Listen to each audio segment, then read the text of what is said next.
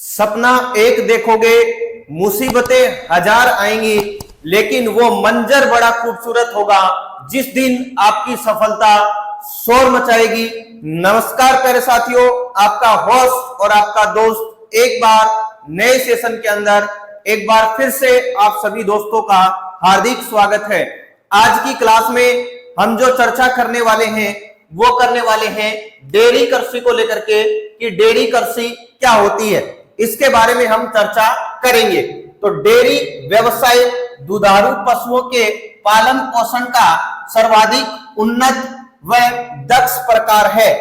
Dairy अगर व्यवसाय की बात की जाए तो इसके अंदर मुख्य रूप से दुधारू पशुओं पे और उनके पालन पोषण पे अधिक जोर दिया जाता है और यह सर्वाधिक उन्नत और दक्ष प्रकार का व्यवसाय है। अगर सर्वाधिक उन्नत और दक्ष प्रकार का व्यवसाय है तो इसमें क्या होती है, पूंजी की अधिक आवश्यकता होती है। पूंजी की अधिक आवश्यकता क्यों होती है? क्योंकि पशुओं के लिए छप्पर बनाना, यानी कि उनको सर्दी से बचाने के लिए उनके लिए हम कह सकते हैं मकान बनाना, छप्पर तैयार करना, घास संचित करने के लिए भंडार बनाना, यानी कि पूरे एक साल तक उन्हें जो चारा चाहिए उस चारा को संरक्षित करने के लिए किसकी आवश्यकता होगी? भंडार की आवश्यकता होगी या मकानों की आवश्यकता होगी जिसके अंदर हम घास या चारा रख सके।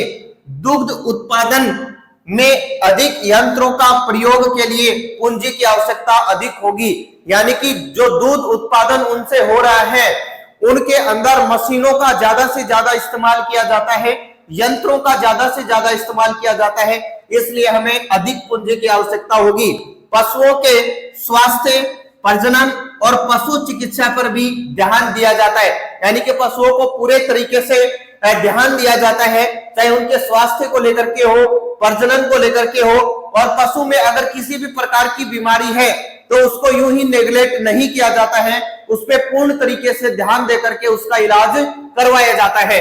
इसमें गहन श्रम की आवश्यकता होती है, यानी लेबर की भी आवश्यकता होती है, लेकिन लेबर भी पूर्ण तरीके से काम करनी चाहिए। उसके बाद में है पशुओं को चराने, दूध निकालने आदि कार्यों के लिए वर्ष भर हमें किसकी आवश्यकता होती है? श्रम की आवश्यकता होती है या लेबर की आवश्यकता होती है। पशुओं को चराने के लिए, उनको घास वगैरह डालने के लिए, उनका दूध निकालने के लिए, गोबर को एक स्थान से दूसरे स्थान पर डालने के लिए, इसमें किसकी आवश्यकता होती है? श्रम की आवश्यकता होती है, और श्रम के साथ साथ इसके अंदर पूंजी की भी आवश्यकता होती है। डेयरी कृषि का जो कार्य है, मुख्य रूप से डेयरी कृषि का कार्य नगरीय व औद्योगिक क्षेत्रों या औद्योगिक केंद्रों के समीप किया जाता है, यानी कि डेयरी कृषि का जो भी काम किया जाएगा वो मुख्य रूप से कहां पे किया जाएगा? औद्योगिक केंद्रों के समीप और नगरीय केंद्रों के समीप। क्यों किया जाएगा? इसके पीछे कारण क्या है?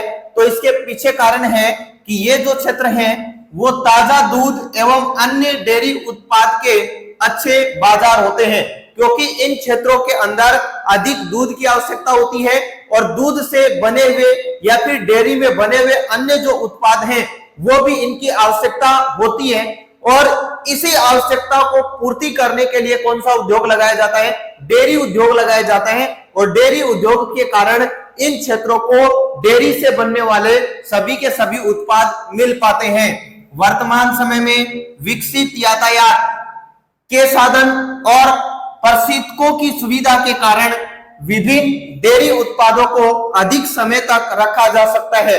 हम कह सकते हैं कि वर्तमान समय में डेवलपमेंट अधिक होने के कारण हमारा जो ट्रांसपोर्टेशन का डेवलपमेंट है या फिर रेफ्रिजरेटर जिसका हम सबसे ज्यादा इस्तेमाल करते हैं, इसके अंदर डेयरी के प्रोडक्ट हैं वो इसके अंदर रख दिए जाते हैं। रखने के कारण उन प्रोडक्ट को या उन उत्पादों को हम क्या कर सकते हैं? अधिक समय तक उनको रखा जा सकता है, बचा के रखा जा सकता है, उनमें किसी भी प्रकार की कोई समस्या नहीं आती है। उसके बाद में है डेयरी कृषि के प्रमुख 3 बड़े क्षेत्र हैं।